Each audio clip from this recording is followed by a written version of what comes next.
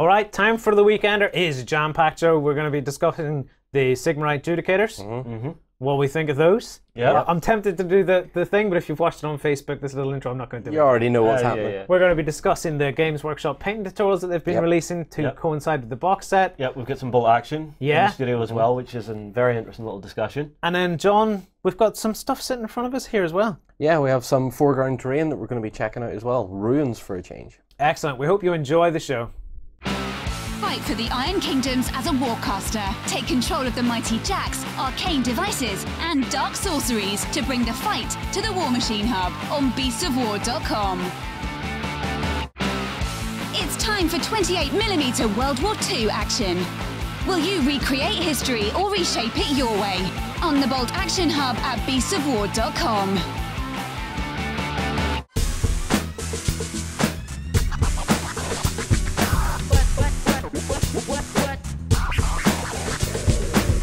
Okay, so it's time for another Weekender. Yes, indeed. Again, it's been another week of gaming. It's just gone, poof, just flew into the distance. Really we're did on- fly by this one. Well, we're on episode 109 now. 109. Yeah.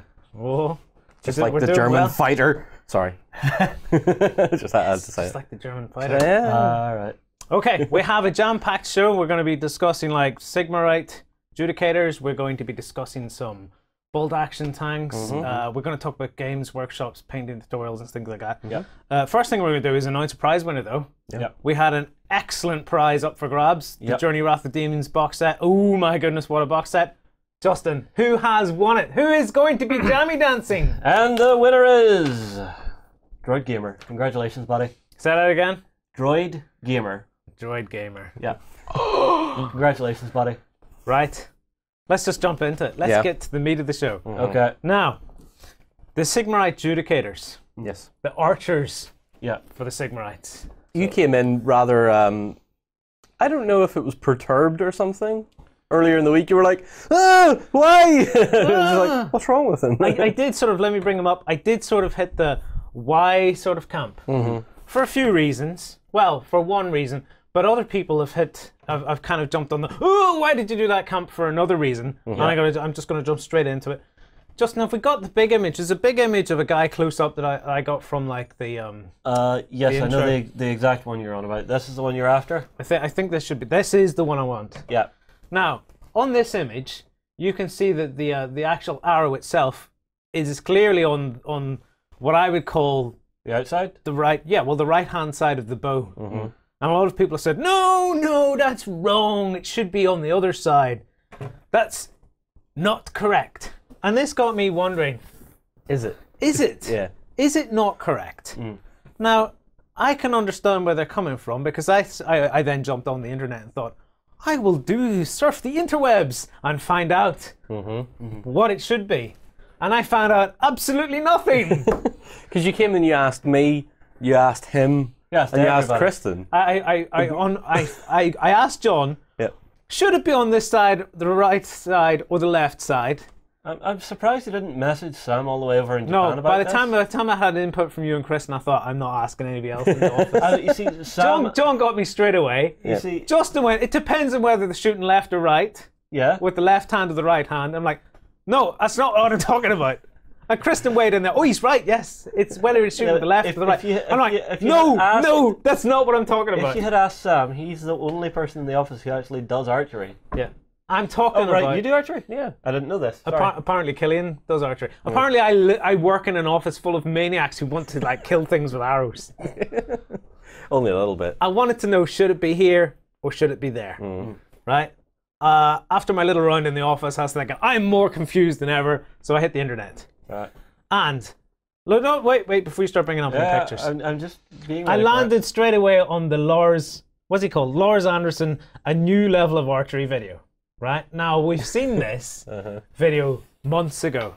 This is a video of a guy from like Denmark or Sweden or some country like that. Right. I apologize, I didn't really absorb that bit of information. I was too busy watching him prancing around, shooting stuff, Yeah. jumping through the air, shooting stuff, saying he's reinvented archery. And I thought, maybe he has.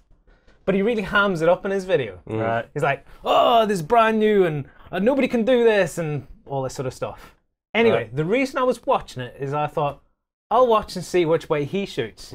Because he was making lots of claims about, in the past, they would hold, instead of a quiver, they would hold arrows in this hand or this hand, because they're jumping. When they jump, quivers just fall out of their, or arrows just fall out of their quiver and all this sort of stuff. Okay. I thought, I'll watch and see which way he shoots.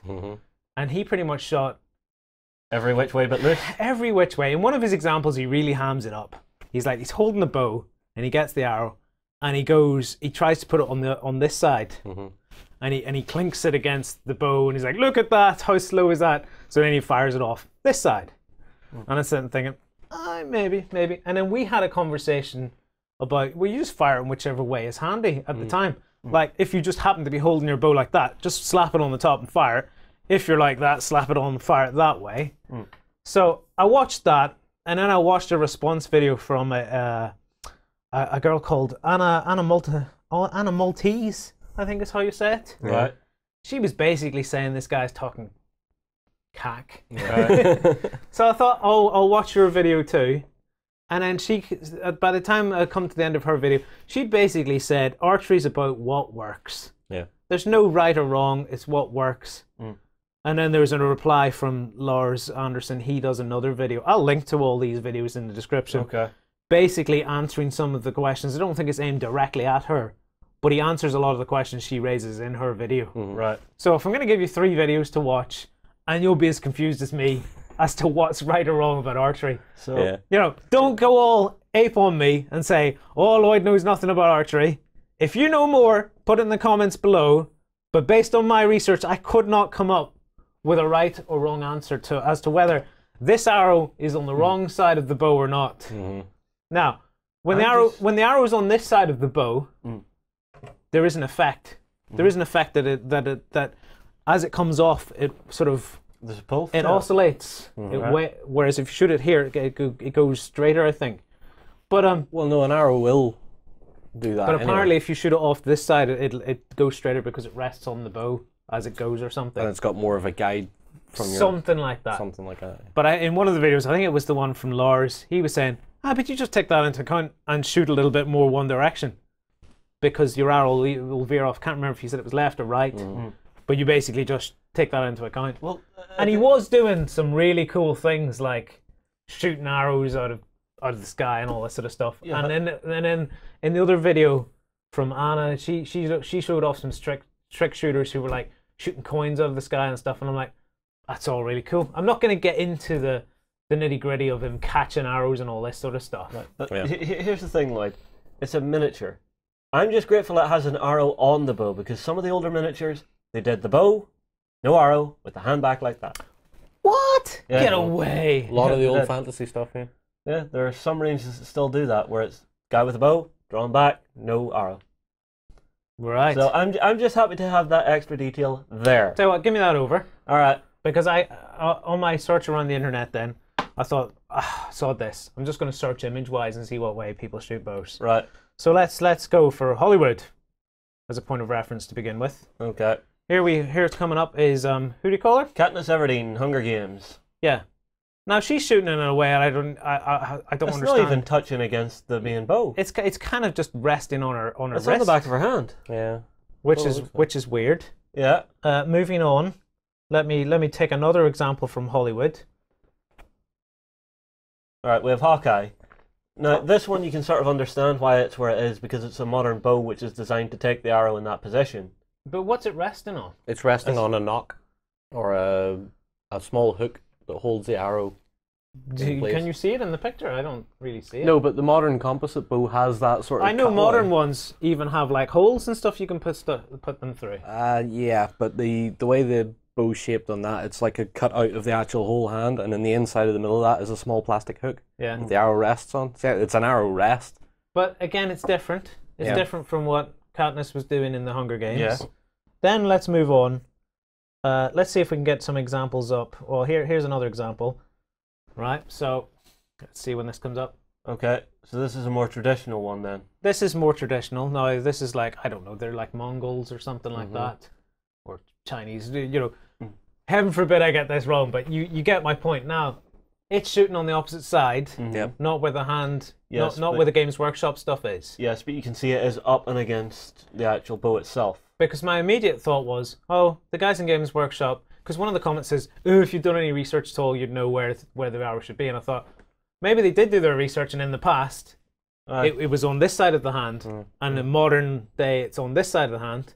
So I kept searching, and I found some other images where it is actually on the same hand that Games Workshop, same side of the hand that Games Workshop have placed it. Like this, for example. So this looks more like a modern day competition that someone has came out to.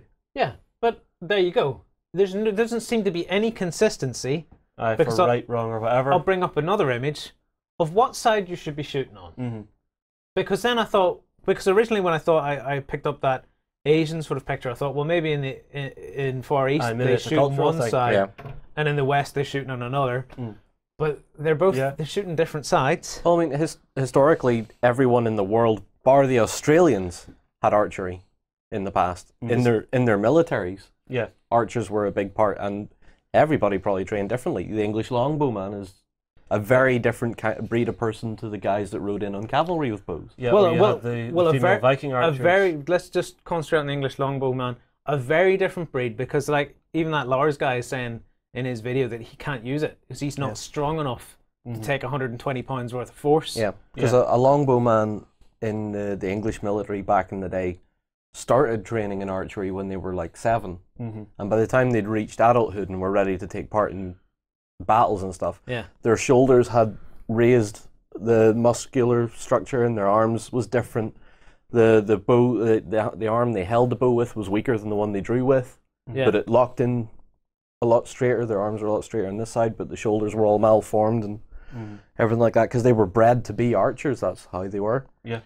Yeah, so I thought I continued my thing of let's look back in history, and then I found another image, and in this image you can see that both these guys, I assume it's from Japan, are shooting on the same side as Games Workshop have modelled the arrow. Yeah. So, let me show that up big. By the end of it, I just decided I don't care where the arrow is. It also shows that a lot of people on the internet don't know either. They don't know. Yes, but a lot of people I thought it's very rich to drop a comment and say, you've put that on the wrong side.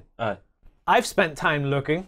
I'm not an expert, admittedly. I think you've been looking at this nearly all week trying to discover it. On and off, lunch breaks and stuff, and thinking, I'll have another search and see if I can come up with something. To be fair, you have found evidence for every way possible. Every which way. So there is no one that can say you're wrong because you have examples across history and across different shooters today that do it differently. And even across movies and such. Hollywood doesn't count. Which backs up one of the videos that I've linked to below, which is a response to Lars Anderson, A New Level Archery by Anna Maltese, and she says clearly in it, whatever works. Yeah, So whatever you're comfortable with. Oh. I'm going to declare for the Sigmarite Judicators, this is what works. Let me bring up an actual image of the guys as a group. Yep.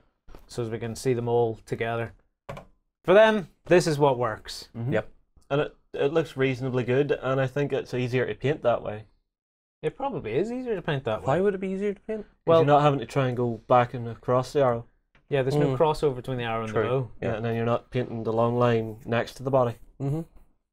If that makes sense. Who's going to be the first person to start modelling the actual bowstring on? I'm sure there's someone out there. Let me hand this back to you now, Justin. Alright, I'll take this back. So, that's my first thing out of the way. Yeah. I've decided it doesn't matter. I'm surprised to hear you guys say that there were models with no arrows whatsoever. Yeah. Lots of them. It's one of those things. Sometimes it's just a pain to model something that fine and delicate. Yeah.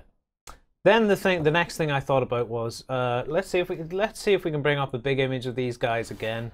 I think I've got a group shot that I took out of the promotional video. Is this it? Yes, that's the one. Let's go there. Right. So, looking at that image, I thought we're moving on to the actual styling of the miniature now. I thought it's a lost opportunity to look different. Yeah. I find that the Sigmar, I was going to call them Sigmarines. Yeah. Don't. That seems to have been the pseudonym that these guys have been just tarred with. I find that the Sigmarites tend to all look very similar. Let's cycle through those images there, Justin. Well, I've got a few different ones here, and I think some of them are for other parts of the army as well. So if you don't go any further, basically the Judicata Archers look very similar to those guys there holding You've just changed out the weapons. Which the is your line Retributors, yeah. aren't they? The 200 weapon troops. Or no, they're not. 200 weapon troops are Retributors. That's the but basic. weapon and shield That's are the the Liberators. Yeah. So they basically look like the Liberators. Yeah, and then moving along again, you've got these guys next up who do look a little bit different. Yes, well, they obviously look different because they've got wings. They fly. Yes, but even the helmet. Is that the Retributors there? No, that's the Prosecutors. Prosecutors. We are getting so confused. There it is. Yeah, the flying infantry prosecutors. Yeah, this is why when I wrote the show notes, it was that moment of, okay, I'm going to make this as easy for them as I can. Bold. Basic infantry, Liberators, two-handed weapon troops, Retributors, flying infantry, Prosecutors. The leader. We do actually have it. Yeah. We have still, been looking. You are failing, and then you have the Lord Celestian. Hey, I'm trying on a I'm trying to do the show and edit live all at the same time. I'm under pressure. Yeah, that's fair enough. So, have we actually got a picture of the two-handed guys? We do, right here. Let's see. There we go. That's the ones. That's the Retributors. Yeah. Now they're a lot more ornate. They do start to look different, because I was having a conversation with Kristen here in the office, and I was saying, I think that the Judicators are a missed opportunity to have something that looks different. If you look at Space Marines, for example, you've got your Space Marine troops of all sorts of varieties based off the same thing. So you've got Space Marine troops, the rocket launchers, plasma guns, and all that stuff. Yeah, so Devastators, assault troops, then you have your Space Marine Scouts, which obviously look very different from Space Marines. And then you have Terminators, which again look quite different. Yeah. So essentially, in my mind, they're kind of like the Sigmar Terminator. Yeah. But then I'm left thinking, I don't feel a whole lot of variety in the rest. Yeah, so whenever it's the actual Archer guys, you feel that they just feel so incredibly similar to your main line troops. Yes, looking at that and then looking at them, it's the same guy, essentially. It just feels like the same guy, only he has a shield and that. So what would you have liked to have seen for that? Would you have liked stripped down lighter armor? Well, you see, now that's where the problem lies. In my mind, I was sitting thinking, okay, well, they shouldn't. Let me bring up the picture of all the guys together. Yeah, there you go. I was sitting thinking they probably shouldn't have a shoulder pad on the back. Yeah.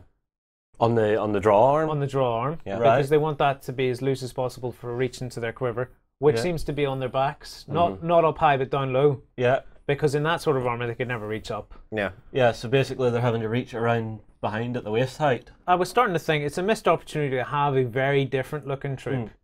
No shoulder pads, maybe just chainmail or something like that. Yeah. But then it doesn't quite mix with the actual lore of the Sigmarites. Yeah, because they're what is it, a spirit or something trapped in the armor? Or they encased? They're like the souls. I think someone gave me a load of notes here, but they're somewhere else. No, they're not. No, they're not. They're there, aren't They're they? just where you want them. Yep. Stormcast Eternals are the souls of heroes encased in Sigmarite armor, forged by Grungy, the dwarf god of smithing. So they are essentially all these spirits and stuff that have been put into this armor. I guess this is the most... Because Warren described them as this, and then someone went, no, there's squishy stuff inside. And I got confused. Well, I mean, you've read the book, John. Does it say that they're spirits inside the book, or what? No, because the first thing it says about these guys is that they're torn apart and they become souls, pretty much. The trials of the heroes that die. Yeah. I think it's if they have any physical left about them, they are torn down to their basic spirit. Right. And then they have to go through a load of trials, and then they're encased in the armor. And I think the armor is just essentially their vessel, physical form. So therefore, I thought, okay, now I'm beginning to see why they look like this, because that's them. Yeah, so these are animated armor. Yeah, it needs it to hold the spirit. They Together, need to have the armor animated to actually move and stuff. Yeah. You can't just. I guess a bit of floppy chainmail, and they're all walking around trying to shoot an arrow like that. It's not going to work. Well, I mean, it also does fulfill a very central design aesthetic for the Sigmarites, so that they're all instantly recognizable. They're in this. Yes, but they're not instantly recognizable from each other. But they're not really kind of supposed to be. Yeah, I mean, this is kind of more. Oh, I know that's a Sigmarite. Oh, which one is it? Let's have a closer look, and then you get the idea of it. I guess people could go, well, it's the one with the bow. What do you want? The one with the bow, the one with the there's two hammers? comments down below that I've already just done that whenever we were talking about that. Yeah, probably. get commenting down below. What do you think? It is a missed opportunity that the Judicators should have looked quite different from the rest of the line troops, like the basic infantry Liberators. Even if they had only given them a tabard. Yeah, something. A nice blue tabard over the chest plate or something. Yeah, Something just to set them out a little bit more. Yeah, or fine, keep the big heavy duty armour, but like Lloyd says, maybe make the shoulder pads and stuff a bit smaller, make it look a little more functional. Or just remove, like you said, off the draw arm, just remove one. Yeah, I guess that was an opportunity missed that maybe they could have just made. For example, look, I'll bring this up. One of those guys can barely see over his shoulder pad over on the far.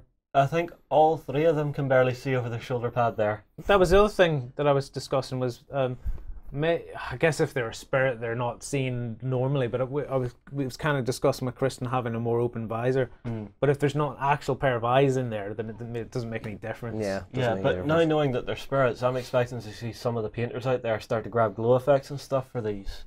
I just like the fact that the helmet is just like the classical death mask. You know, that's what I see when I look at them, especially after having read through the book a little bit.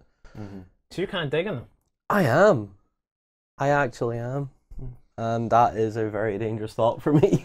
Well, it's a dangerous thought for your bank account, which we all know. As soon as we go, it's kind of nice. It's kind of nice. You know what? I'm going to get 5, and then one is never 300 enough. later. Right. So yeah, comment below if you think it's a missed opportunity to have a radically different looking unit. Yeah, fair or enough. if you're in the camp that thinks actually no, they should look very similar just with the bow and stuff. Can you bring up the picture of the bowmen and the crossbowmen? So I want the skybolt bows. Yes, I have it here. And the bolt storm crossbows. Yeah, so these two guys. So that's our heavy bolter. Don't. This guy actually shoots quicker than that guy. Well, he has 2 shots compared to 1. Because he has like a magazine going on. Yeah. So it actually looks like a better weapon, a more advanced weapon. The other thing I seen on the internet was complaints that the bow doesn't actually look stressed, even though he seems to have pulled back. But it doesn't look like he's pulled that arrow back as far as it could go anyway. Yeah, yes, but a recurve bow looks like that when it's under stress anyway. Yes, but what's to say it's not magical energy between the 3 points? So you're thinking that is it in a stressed point? That would That's be a very stressed looking. Yeah. Let me bring that up for everyone to see. You can always make it further, but like if you don't have a string on a recurve bow, it'll be bent back on itself, like it would be bent forward. Yeah. Yeah. So I mean, either or. It's just aesthetics at this point. It's what you want to see in it. You know, is it showing enough of what you want to see? Maybe, maybe not. There's just a lot of really. Which one do you prefer to these? Again, I'm looking at them thinking they look almost identical. They're just carrying a different weapon. I still like the bow. I don't like crossbows anyway. I still like the bow because he is more standy out than the crossbow guy. Yes. Because the crossbow itself doesn't stand you're right. out. If I go big screen. Yeah. You're right. I think the crossbow guy is going to blend in even more into the rest of the troops. I'm going to say you're both wrong. I like this guy. Oh, you like this guy? I like this guy. Oh, you would have to be different. What? You want it different? It's a bit over the top. A massive spike launcher. It is over the top. I like it. I'm not sure about that. I like the black color scheme. But then I am struggling a little bit with the Sigmarites in general. Yeah, it's been making this mistake all week. This gold color scheme. Let's move on to like talking about like paint schemes and stuff. Okay. We're going to talk about some painting later in the show. But let's while we're talking about them, let's see what we've got. Now we have the book in front of us here, and we've bookmarked a couple of pages. Yeah. So now let's just go on to the close camera. Yeah. Now let's find what's this? This is the scheme that we're seeing most of. That's the standard one. Yeah. Yeah. Whereas I much prefer this scheme that we'll show you in some pictures. I think it's this scheme with this one. It's probably that one. And you've been leaning towards the bronze and purple, John. Yeah, that's the one I would like to do. If I had to choose, I think it would be that majority black one up the top. I think it's a little more striking. No, because it's a bit cliched. The Black Knight. Too dark. Yeah, it's too dark. I mean, look at that. You know, if he didn't have highlights and stuff on his armor, he would just look really boring. You would. And I know your propensity to not highlight models, so I wouldn't even know that these things had gone anywhere beyond priming. Okay, fair enough. Let's go back to a group shot of the gold guys there, Justin. Yeah. The gold archers, here you go. No, well, yeah, they'll do. This is what grinds my gears. Really? You're doing that line? To steal someone else's line. Yeah, I wonder who said This that. goldness grinds my gears. When they could have actually painted it in this scheme here, which looks much nicer in my opinion, I think that's so much nicer. That blue and silver rather than the gold. Oh, just accents of gold. Yeah. There's 3 colours in there for the price of 2. I think that just looks so much better. Let's see. I'm alright with it. Maybe. What else have we bookmarked here? Well, we have. Oh, we've the basically archers. just bookmarked We've bookmarked the archers. the other units, the Retributors and the Judicators, yeah. and something else. Which was more gold guys and stuff. Yeah. They don't look as nice as that silver scheme. I think the silver scheme, I don't understand why the gold scheme's so heavily promoted. They just think that's just Why are Ultramarines so heavily promoted in 40k? as blue, I suppose. Because that's just their thing. That is the choice they went for. I do remember my first Space Marine army was pretty much gold like that. Oh, it was nowhere near like that. It was an abomination. It was the weight of gold with the amount of paint you had on. Yeah, I suppose. Yep. They were the Deluxe Marines. Anyway, I'm going to move on. Yeah. Drop your comments below. Do you like the Judicators? Are they a hit for you or are they a miss? Do you like the gold color scheme or some of the other color schemes in the book? Later on, we're going to show you what Ben's done color scheme wise, and I think it's quite sweet because we're going to talk about painting and stuff. Right. We're going to move on. We're going to tell you about some hubs, and then we're going to be talking bolt action. Oh yeah. Become a general of mighty armies at the Kings of War Hub. Take command of elves, dwarves, and orcs in this game of masked fantasy combat on beastsofwar.com. Anime cyberpunk style meets skirmish combat in Infinity. Experience 8 high-tech factions and fight to control the human sphere at the Infinity Hub on beastsofwar.com. Okay, as promised, let's move on and talk about bolt action for a bit. Yep. We have the Panzer 3 Zug. Zug, yes. Zug? Zug. It's kind of weird.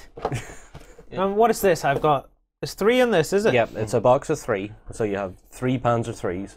Yeah. Which doesn't make 6. Yeah, shall we just get the parts out? But is there another box as well? Is there? Yes, there's an individual box. So it comes as an individual, or you can buy a box of 3. Yeah. Cool. Let's see the parts then, John. Right. Bits everywhere. Stuff. Bits Look at and that. stuff. So that's all 3 Panzers from the Zug. Yeah. We have our transfer sheets and stuff like that. And we have the sprues. Now we're just going to quickly flash all this stuff off because we're going to do a more detailed unboxing. Yep, we are going to do a proper unboxing on this. So that's top and hull. Oh, it's quite a lot of upper, parts. Yeah. Upper and lower hull, parts of guns, parts of shirts, and spare bits and pieces and brackets and so on like that. And the other one. And the other sprues, your track sections and some of your shirts and bits of your turret. Yeah. So, Right, did we build one? we Did we build one? We did build one. Fantastic. Ta-da! Little Panzer 3. It's a cool looking tank, They're actually. very, very cute. Yeah, it's a nice little vehicle, and the kit allows you to make one of 3 different variants. Yeah. Do we know which variant we've built? I believe that is the L. Yeah, I believe that's You've the put them on L. the spot now. I love putting John on the spot to see what he actually knows and doesn't know. Yeah, it's the Panzer 3L is the version that we have built, because there's the N and the something else. Right, so there's a few different types you can build in the box. Yeah, you're basically looking at each model of Panzer 3 in the box does early war, mid war, late war. So that's the easiest breakdown for it. Yeah. So that's why there's 3 different types? Or Yeah. Early war, Yeah. mid war, late war. So you can run it depending on when your mates are playing during your campaigns and games of bolt action. Yeah. So if you were playing in 1942, that would be different to 1944. What period's this then? That's the mid-war version, so that is from about 42 to 44. Middle of the road. Would Yes. anybody Yeah. care if I said I'm fielding this as early, late? Late war. Would you care? Late war you could get away with it, early war you couldn't. Why, does it look drastically different? It's a lot drastically different. There's a lot of armour and stuff that was added on to Panzer 3 that shouldn't be on it. The gun was different as well. So basically you would be playing with something that really shouldn't exist whenever you're facing against a basic Sherman. Yeah. Well, no, not Sherman. They're a B1. The French B1 and stuff like that. Yeah. Mm-hmm. You know, so basically this thing would be better than it should be. Yeah. But there's nothing really to stop you crossing the timelines if you like. Yeah. You know, just for a laugh. If you must. If you Dust must. players. That's why I'm looking at this going, well, at least I don't have to sit and start thinking, which period of the war am I fighting? I'm just fighting whatever comes to hand. Yeah, pretty much. Yeah, but I mean, the stage myself and John are playing at is that sort of battle of the bulge time. Whenever Germany has its nice heavy armor, the Allies have got a good amount of stuff to actually fight, and it's a good scrap. It is a good scrap. I mean, it's a lot of people are starting to get bored of late war. Yeah, well, If even you've you and me noticed. are looking at going early war. Yeah, we were actually talking about going early war since the Bolt Action Early War book came out. Yeah. That we were looking at a while ago. Was it last week we were looking at that? Last week or the week before, I I believe. think. The I don't week know, before, it because was the 2 week weeks just went, ago. whoo! Yeah, it was 2 weeks ago we had the Early War book on. This was on the weekender. Yeah. Yes. And Justin and I decided that we were going to go Early War. Yes, but You're thinking early war is more interesting then, as well, we want to try the different time periods. So we've made a decision as well. John's going to take a German force, and I'm going to create a French force. Hold on a minute. John's going to go German? Yes. Yes. So at the minute he's playing Brits. Yep. But why collect early war Brits? You know, whenever he can change and do another army on top of it. So he's going to go German. I'm going to go French. I see. You know, So you're migrating from one side to the next. Yes. You're a turncoat. Yes. and so am I. Where you are German. He's now, going we're from German to French. Yes. Yeah. Because I like some of the early war French tanks. They Well, look kind of cool. It sounds cool to me. Well, how far is this just a concept? You This haven't is actually just started- concept. Yeah, This we is haven't just looked us at anything yet. talking to each other and seeing what we can come up with. Have you been doing the mind list building thing? Building the lists in Well, your actually- mind? Something like that. Actually, I've been sitting on Bolt Action Easy Army online, which is a little free online builder for it. You can actually build all your army lists on it, which is really handy. Cool. Yeah. But this being another plastic kit, a new plastic kit, let's have a quick look at it again. Yeah. Are you guys excited about other vehicles and stuff coming to plastics? There I are- take it we're leaning towards plastic now. over We resin. are leaning over to plastic over resin. Yeah, although it's going to take time to get everything out, and there are a few things that are missing at the minute that you would want in plastic that are either in resin or just not made yet. What? Tell me what, guys. Right. This is stuff you're looking forward to in plastic for Bolt Action. Well, that we're looking forward to because we don't know if they'll ever make it in plastic. It's things we would hope would eventually come out in plastic. Things you're looking forward to. Okay. Things we might be excited Do I go to know first, about. John? Right, my little list is, first up, the Sherman Easy 8. Right, I'll let you do this because you know Alright. which one it is. Okay, well, that's the Easy 8. Okay. Let's see if it comes up. Oh, here we go. There you Yeah. are. I hate that paint scheme on the front. I like it. I like it. That's big, horrifying. Big cartoony tiger face. That's out there, isn't it? It is, It's a isn't little it? bit weird. But that's the Easy 8. Everyone will know it from the movie Fury. Well, hold on, that's what hold Fury on, hold was. on. I'm going to show my ignorance of the range here. Are there plastic Shermans at the moment? Yes. Warlord currently has a plastic M4 Sherman, which is the bog standard basic Sherman. Right. I'm just going to throw this out there. What is the difference between the bog standard and the Easy 8? That thing scares my German tanks. Are they different periods in time again? Yeah. Easy 8 is different late armament. war. Easy 8 is the late war American Sherman. Right. And the standard M4 was the bog standard. Hang on a sec. Yeah. Because I can jump to my other tank that I wanted to get, which was the Sherman 5, which is more your bog standard Sherman. Yes. So that's a bog standard. Yeah. Shall I go back to the Yes, Easy 8? please. Yeah. So you'll see the difference in the shape and the And size. a longer gun and stuff. A longer is it? gun, it's Wider wider track. track, different wheels, different hull shape, all that sort of stuff. Yeah. I just like it. I like the look of it. It's big and bullish looking. And neither of them are in plastic yet. Not Sherman 5 currently. and Easy yet, so I The don't Sher- think either of those are yet. No, the Sherman 5 is definitely not in plastic. Right, and the Easy it's definitely not. The Easy, it's not available as plastic. It is available As a resin? as a resin from somewhere else. Yes. Okay, and you have a another one here. Is this your Firefly? This is the Firefly. This is the other tank that I want. Yeah, you see, I think you have a couple of resin ones of these already. Yes. And they scared the hell out of me whenever they hit the tabletop, just Yep. for that big 17 Hold gun on. in them. Hold on. Let Yeah. me just wind every historical player in the world up. Right, go on. You basically have picked as your list the Sherman 3 times. Yes. but 3 different variants. They are Wait, let me do it. Sherman. Warren's not here yet. in lieu of Warren being here. Yeah. Yeah. Okay. So yeah. All right. No, Yeah, that's- John, you've picked the Sherman 3 times. It's very distinctive, different Germans. I can't even say that with a straight face. do you want to pull that anorak a little bit tighter, my friend? Yeah, All right, a little bit. well- What about you? Well, for me, I like my big kitties. Mm-hmm. So I want a Jagdpanzer 4. Ah, yes. Simply because they're a brutish little tank destroyer. Far better than my Hetzer. Because at the minute, the only tank destroyer I have is a Hetzer. And I want something a little bit bigger, a little bit meatier. And the Hetzer is really very much a toy compared It's to a the very cute Jagdpanzer little 4. tank. It's a very cute little tank. What's next, Justin? All right, well, speaking Please tell me it's not this, only slightly variant. No. I've went from a tank destroyer to a tank for this choice. And speaking of cute tanks, I do love cute tanks. And speaking of earlier war, I want something to play in early war. So, John, you can tell everybody at home what this is. It's the Panzer II Lux, and it is the cutest little thing in the world. Oh, it's Yeah. like the German version of the Chaffee. Yeah, only a lot smaller. Is Yeah. it? It's actually smaller. It's really weenie. Well, like, John loves playing this in World of Tanks, and the gun he has it on is an autoloader. And it just keeps firing and firing and firing. It's a ridiculous little gun on those. It's a 20mm standard on them. So it's a Yeah. little dak gun, as we like to Yeah, call but it. Just it's flying funny around. because he has a sound mod on, because every time his gun loads, his loader goes up.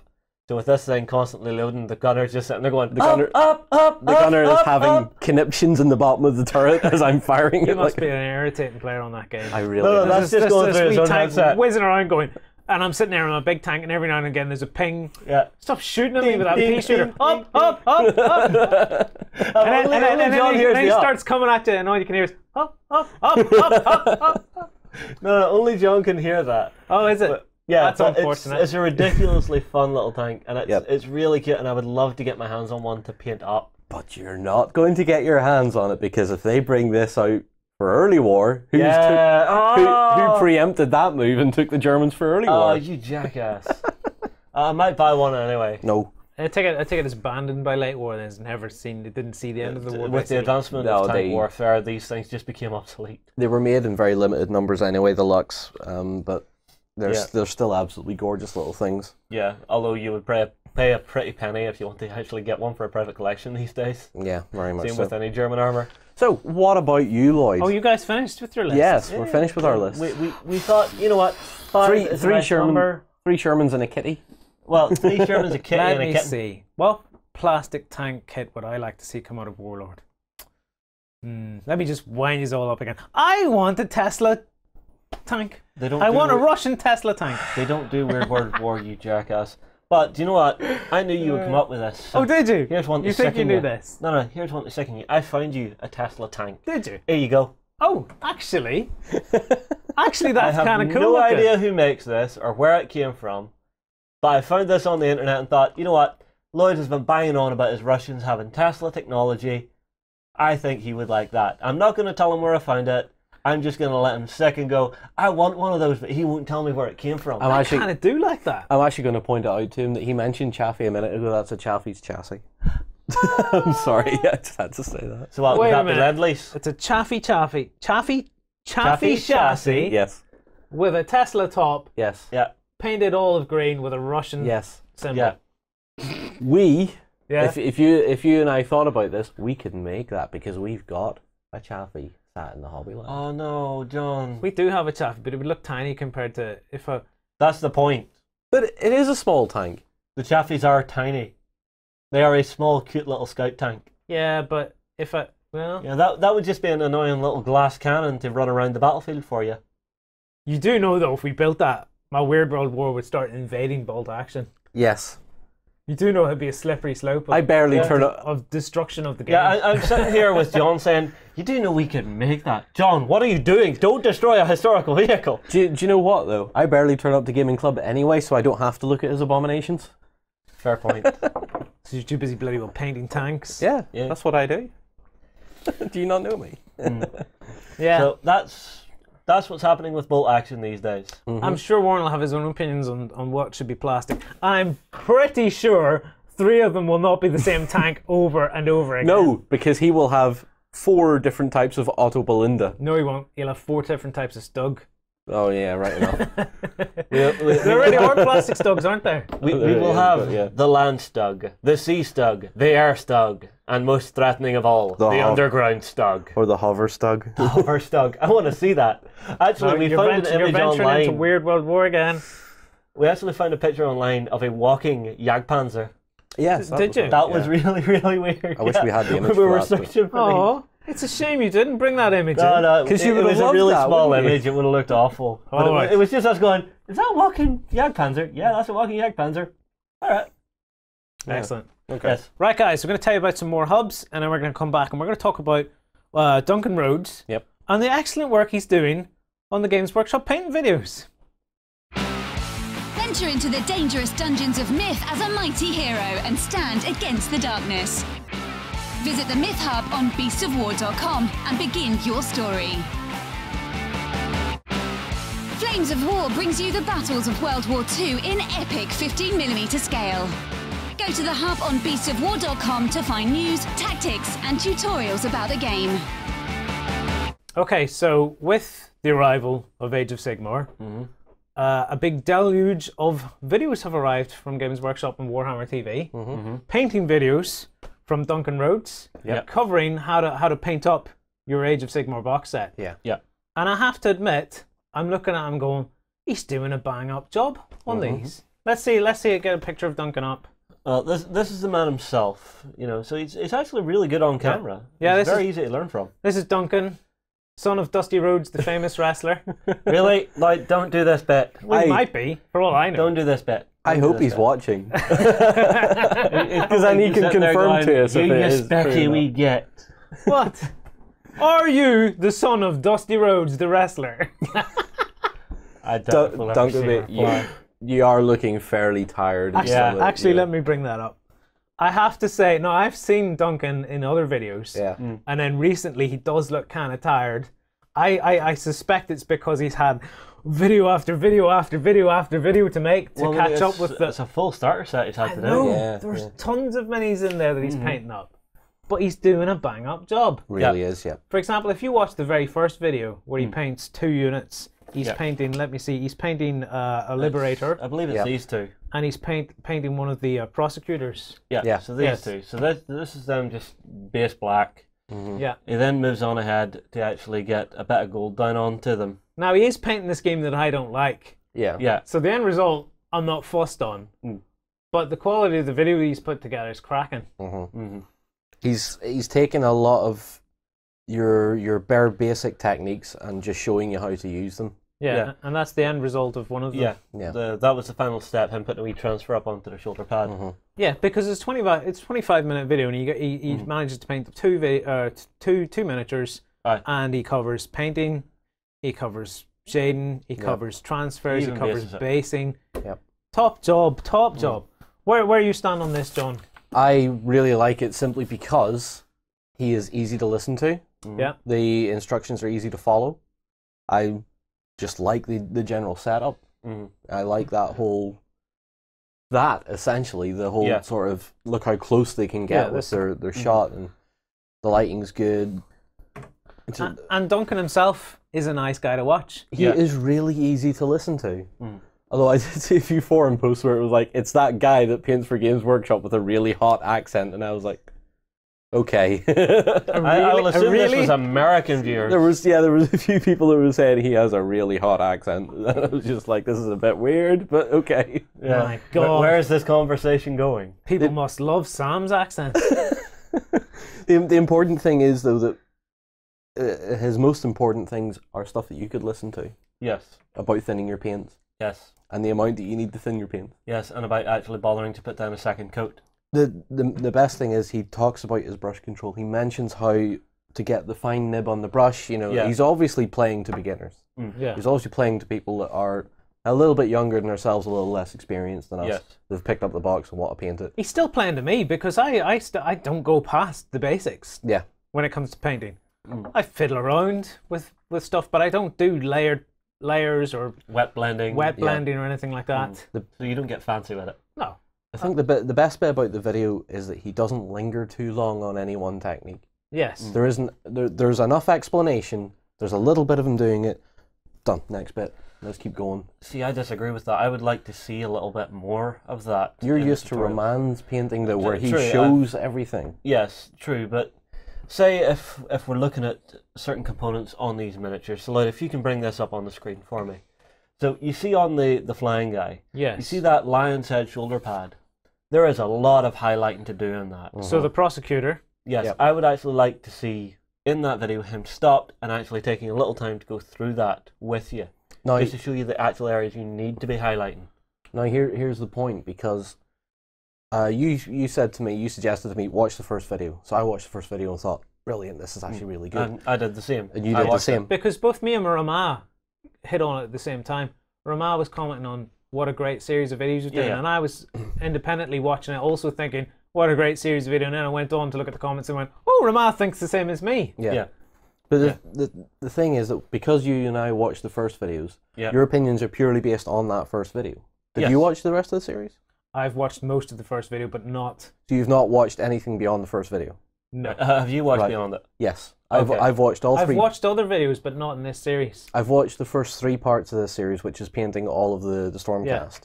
And as he moves on, because Right. he's obviously a painter and he does not want to repeat himself 1,000,001 times for each model that's using the same colours, he does take out different parts of each model and go and shows you highlighting of Okay. those parts. Okay. So I believe in part 2 or part 3, he does show highlighting that lion's head shoulder Right. pad. No, that was the one thing I felt was lacking, was that he wasn't lingering. But like you said, I'm used to a man where every brush stroke pretty But- much is seen. Then that's good too, because you can jump into the first video, go through the steps, Yeah.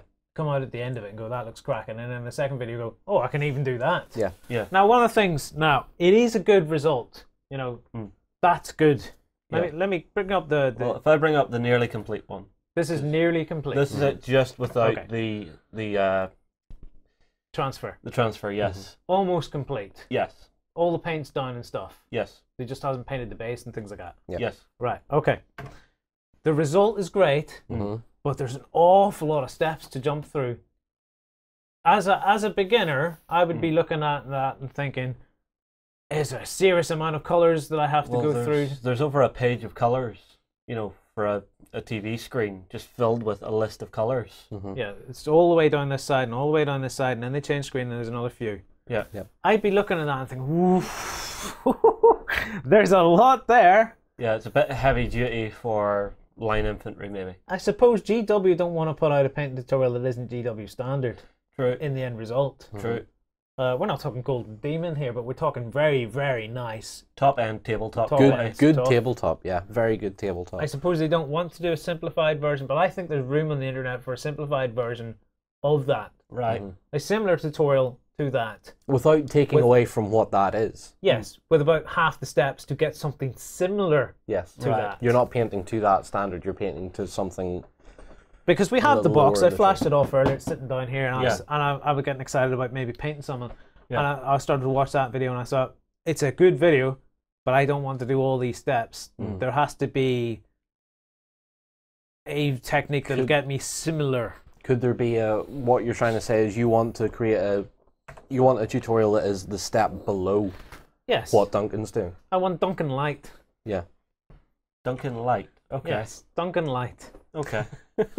Diet Duncan? Yeah. One of the other Rhodes family to jump in there. Preferably Dusty Rhodes. All right, I'll let that joke It's getting die. a bit weird. I'll let Yeah, that joke it's die. just that moment of, Other things that kind of bugged me a little bit is go back to the palette shot. the palette shot. Now, What- this what- is one that I noticed as well. I think this is maybe slightly overexposed. No, not that. Not that shot. Oh, wrong one. Oh, you mean the very first shot? Yes, the very short first shot. Right. This This shot one. here. Yeah. Well, it is a little overexposed. Let me bring it up. But what bugs me is they're still not using wet palettes. Yeah, he's on a towel.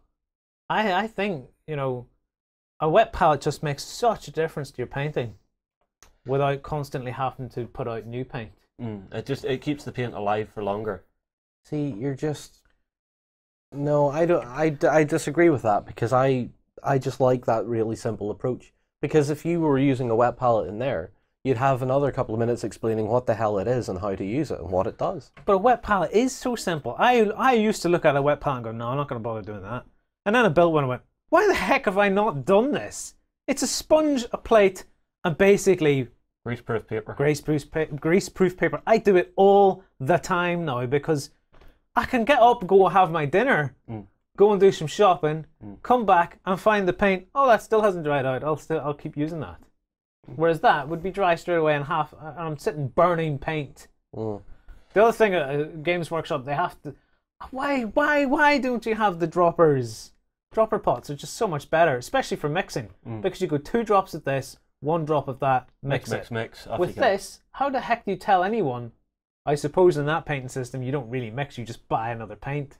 Yeah, because I mean, there's no need to mix paint for this tutorial series at all. Like every highlight, every wash, and everything else is all one color that's available, and that is how this tutorial series and how Games Workshop is approaching it. Yeah, you don't need to know how to mix your paints. You don't need a wet palette. You just need the pots. Well, no, you don't brushes, need a wet palette. Away you go. But it makes such a difference.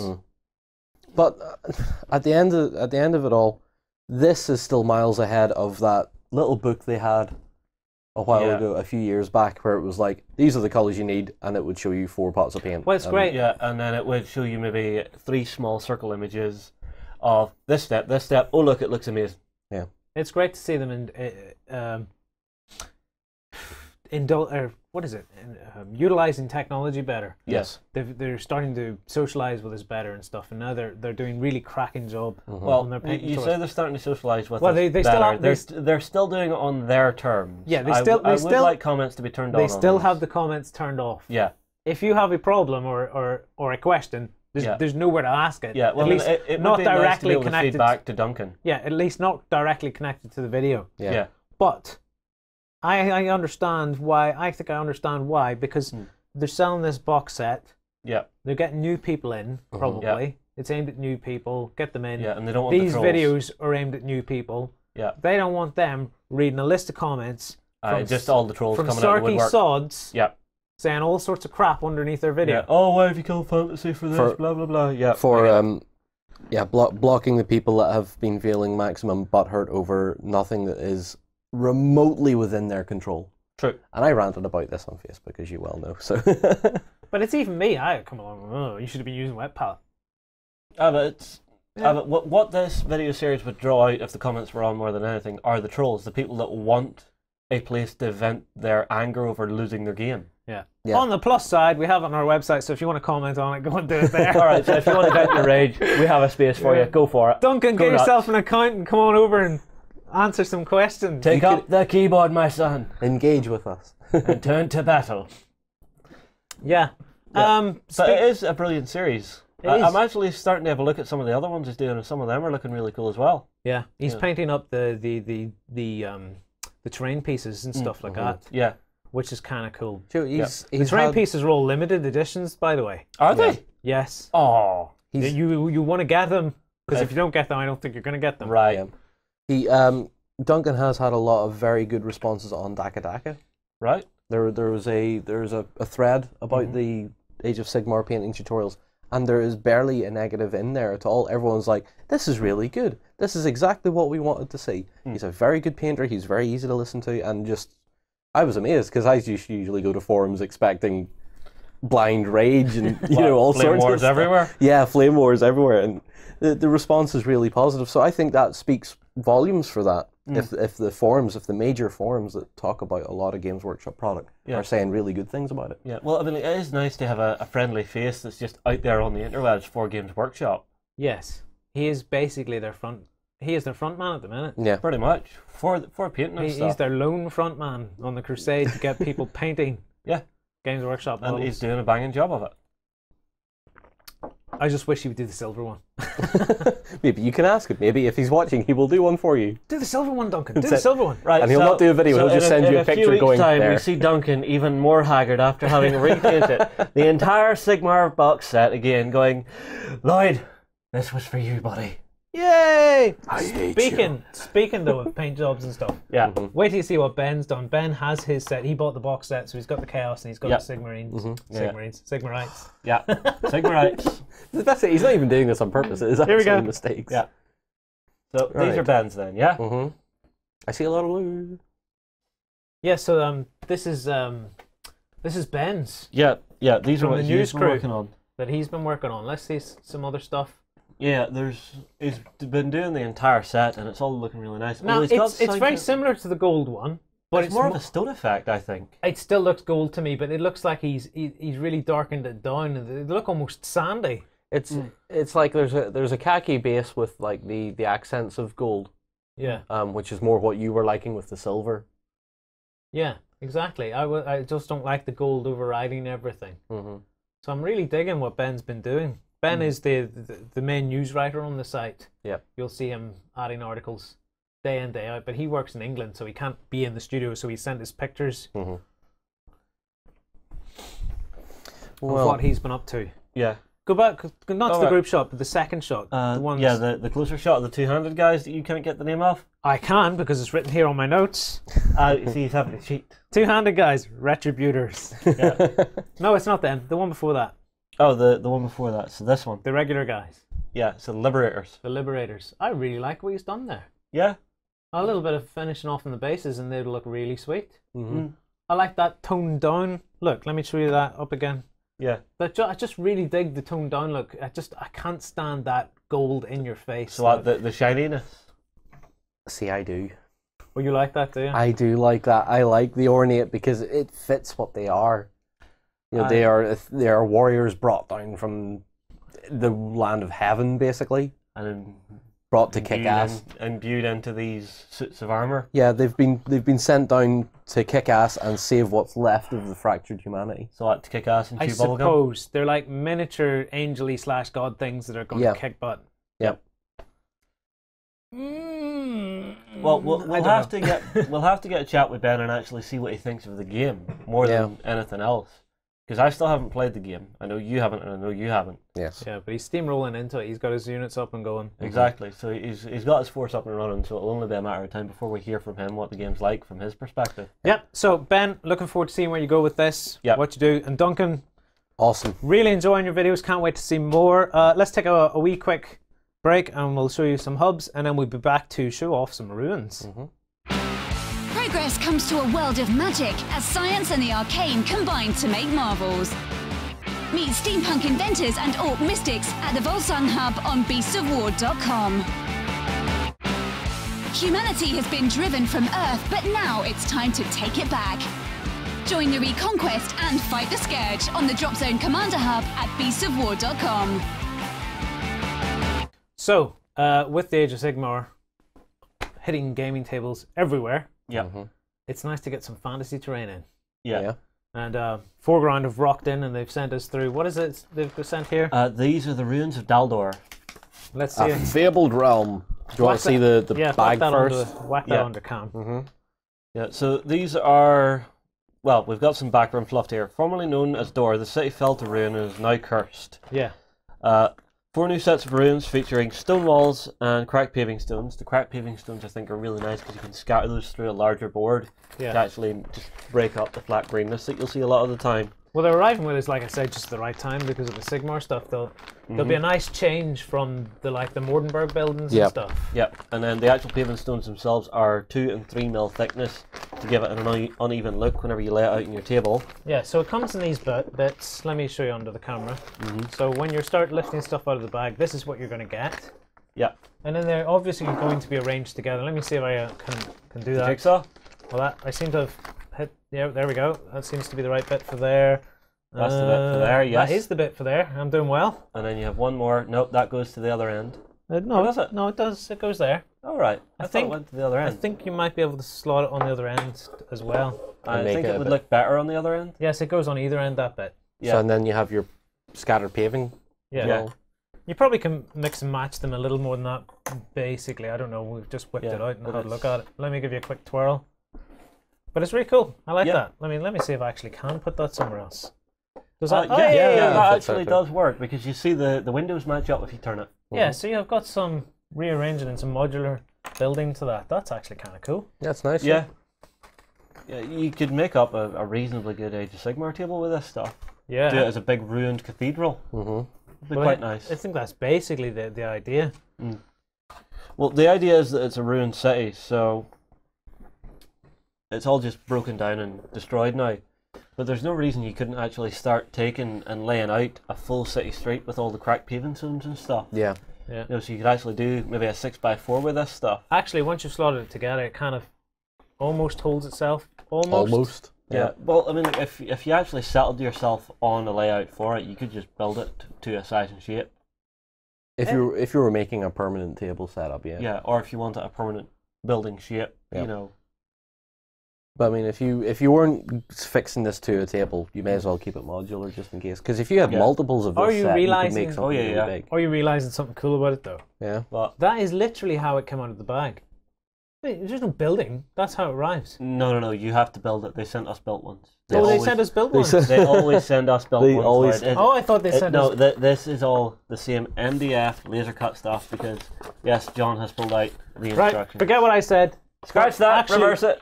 Looking at it, forget what I said. It looks like it's quite an easy build because it basically looks like two halves stuck together to make the actual main walls. Yeah, Yep. it's 2 halves for the Let's main see. walls. Let's You have a then look. have 2 halves for the window frames. Yeah, forget what I said. Yeah. Completely wrong. Yep. Hey, it caught me by surprise that they'd arrived all built. Yeah. Mhm. Well, it's because they were bagged and built, I think, is what caught you out. Yep. Yes. But I mean, like, I'd be happy to use this for a few different games. So let's say Frostgrave, Mordheim, Age of Sigmar, and a good old dungeon crawl. Yeah. Would be good for. Even if you were playing D&D with this stuff, it would be quite cool. Let's get some more examples out. Yeah. Well, I mean, I know there's 4 types in this particular set at the minute, as far as I know. Yeah, and we've got all 4 here, don't we? Yeah, we have all 4 here. Let me try not to mix them up, so I'll push that further out of the way. Yeah, get that out of the way. So we jump to our which close game. version did we look? Which version was that? So we can tell that's everyone. That's number biggest one. 3. Number 3. Where are you reading number 3? I read it Right before there. you pulled it out of the bag. Where on here is it saying number 3? Well, Oh, it does says that number say 1 4? on that. Oh, 01. Right. So Yeah. let me get that up. So we're reading here. Yeah. Yeah, 01. 01. Runes of So the one Daldar, before that 01. was number 3. Was number 3. And if we look at it, Yeah. let's see if I can arrange this in some fashion. Yeah, so that's just a small rune wall. Yeah. And obviously, Yep, all the paving stones and stuff that you just scatter in and around it. I like the paving stones just as that little extra bit. Yeah. I think it works very well. But it's being able to actually, say you picked up the 4 of these, yeah, there's loads you of could them. basically expand this out to a fair-sized footprint, Yep. and then have those scattered to actually make it look as a continuation. Mm-hmm. Well, yeah, like you say, scattered just now. I'm just laying them all out here. Yeah, You can take more time at home.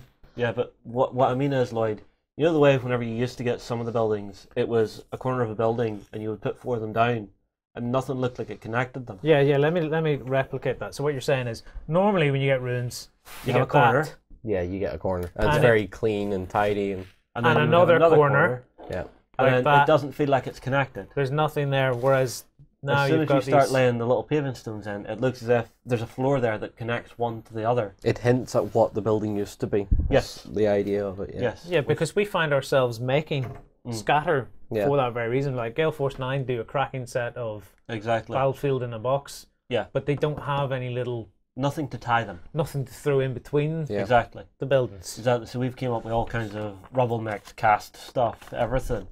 Yeah. You know, so this already has that sort of step taken. Let me go Which with I this, like. but get the next one. Don't mix them up. I'll keep them nice and separate. I'll Okay, so that's the bag for move this out of the way. Yeah. And then if you put the big wall segment out the way. So you take that over to you, Justin, and then we can bag them up That- later. Yeah. Oh, that goes. That That goes goes over to that. there along with that So bag. this.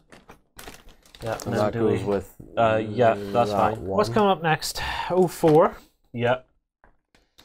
If I So this I think is more of a Is that the, flat turn to the building. Oh right, we've got some of the some of paving the stones stuff on the still there? actual, So. the actual spruce here, so you can see what they're like when they're on there. yeah. So that's Quite what they're nice. like when they arrive. Yeah, Mhm. those are really nice. Let's try and put this. Ah, Jigsaw you've got a half a window to here. get- oh, you've Give me that. I have low sections. Can they build high it? sections. No, they can't. Does that go there? That'll That's yeah, all- that'll it, right it there. fits. Ish. Does that fit? Ish.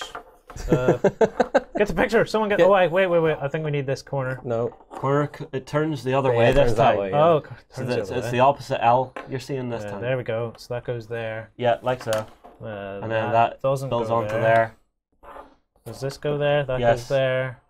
So far we've got this. So that's bit Yeah, goes see, there. you can start to build a building that has an outshot to it with this. Yep. Yeah.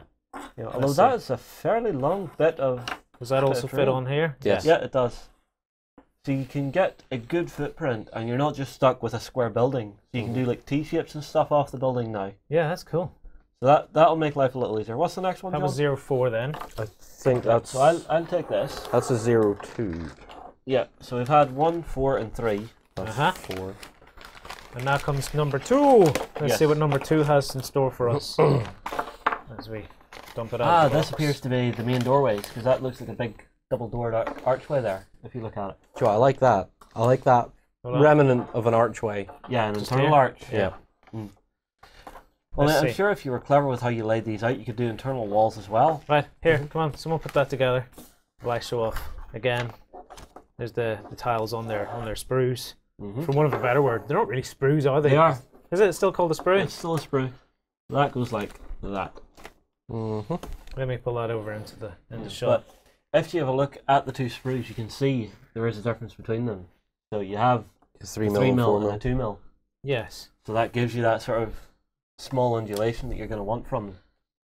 it's cool looking stuff. I can't actually wait to lay it out. Honestly, I want to lay this down for the next game of Frostgrave. That's getting played this Sunday. Yeah. Is it getting played this Sunday? Frostgrave? Yeah. Maybe, but this is definitely getting used. Oh right, sorry, I thought you meant Frostgrave was getting played this Sunday. Whenever I'm away to visit my mum this weekend. we got some tanks that can roll over this stuff.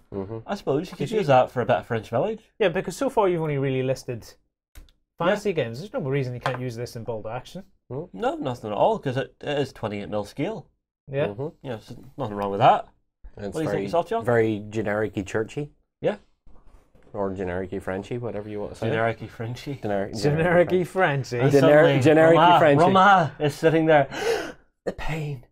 It's as if a Parisian suddenly screamed out in terror. He's gonna hate me for that. Yeah, no, he'll laugh and give you a hug when he comes to visit. Yeah. Right, guys. It's think we're done. time's pushing on. Yeah. We've made a long show. We've got another backstage show to go and make. So if you're interested in coming over to Beast of War and watching the XLBS show, you can try our 7-day free trial. The XLBS show is basically this show again. It's not a continuation of this show. It's a whole new show with Yep. new topics. Yep, and by taking the 7-day free trial, you don't just get access to the XLBS, you get an entire library of other stuff. So Hobby Labs, painting tutorials, even the project logs we've been running at the minute, there's a lot of extra backstage content in those. Loads of stuff. And if you're watching the vlog, if you're a backstage and watching the vlog during the midweek, Wednesday I think it was, Wednesday, you'll see that Killian was up. Yep. And we couldn't get Killian B here without getting him in the studio to talk again. We were talking about 3D printing and lasers and stuff last week on the backstage episode. So we figured let's bring in an expert. Someone who's actually used all this stuff, Yep. and let's see what he had to say. Yep. So guys, I hope you've had a great day's gaming if it's your Saturday, and feel free to come and join us on the Sunday. In a world controlled by massive corporations, a steady aim and split-second decisions are needed for your MegaCon to complete its goals. Begin your missions at the Mercs Hub on beastsofwar.com. From Viking halls to the cities of the future, terrain buffs will love our Foreground Hub. Watch gaming tables of all genres come to life at beastsofwar.com.